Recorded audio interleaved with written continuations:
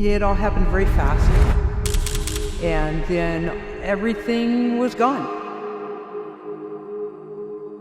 My house was a total loss, but the worst thing that the fire took was the community.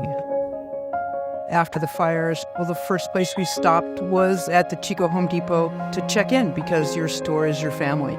Within 3 days, I had money from the Homer Fund to get my family some essentials to survive. Socks, underwear, toothbrushes, towels, blankets. There were 2 other checks after that later in the year that helped me pay rent. When you figure you've got a lot of associates, each of them giving $1 a paycheck, $2 a paycheck, it adds up really fast. The only commonality we had is that they worked for Home Depot and I worked for Home Depot, and they were there to look out for us. Employees taking care of employees. To me, the Homer Fund gave us that sense of community back.